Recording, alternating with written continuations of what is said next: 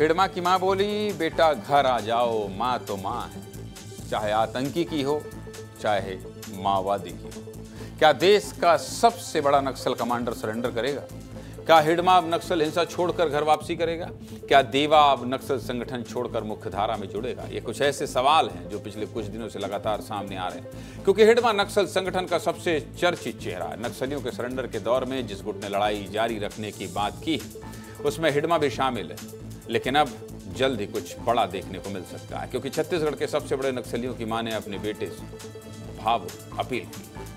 छत्तीसगढ़ के deputy CM Vijay Sharma पुवर्ती गांव में पहुंचे, जो 40 सालों तक लाल आतंकी राजधानी रही है। साथ ही ये देश के दो सबसे खूंखार नक्सल कमांडर हिडमा और देवा का गांव भी है, जिनकी तलाश पुलिस को कई सालों से। रविवार को पुवर्ती गांव के लोगों के बीच विजय शर्मा मोटरसाइकिल से गए और गांव वालों के सामने हिडमा और देवा की मां से मुलाकात की। साथ ही परिजनों के साथ खाना भी खाया। खाने की थाली के साथ डिप्टी सीएम ने दोनों नक्सल कमांडरों की मां से बातचीत की और बेटों के सरेंडर के लिए समझाया। डिप्टी सीएम विजय शर्मा की ये पहल रंग लाई है। हिडमा और देवा की मां ने अपने नक्सल बेटों से मार्मिक अपील की और जंगल छोड़कर घर लौटने के लिए कहा। हिडमा की मां माड़वी पूंजी ने कहा है कि बेटा घर आ जाओ, कमाई करके खाएंगे और जनता के साथ जिएंगे। मां कह रही है, आस पास होते तो ले आती, घर आ जा बेटा।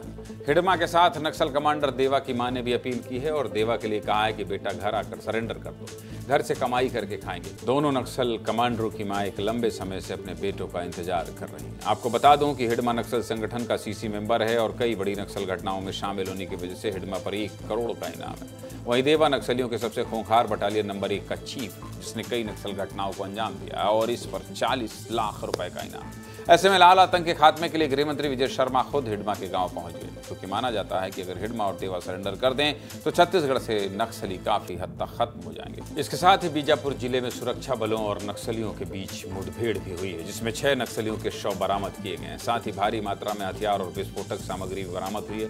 नेशनल पार्क एरिया में नक्सलियों की मौजूदगी की जानकारी के आधार पर डीआरजी और एसटीएफ की संयुक्त टीम ने सर्च ऑपरेशन शुरू किया था। फिलहाल सर्च ऑपरेशन जारी है और जवान अभी भी जंगल में मौजूद हैं।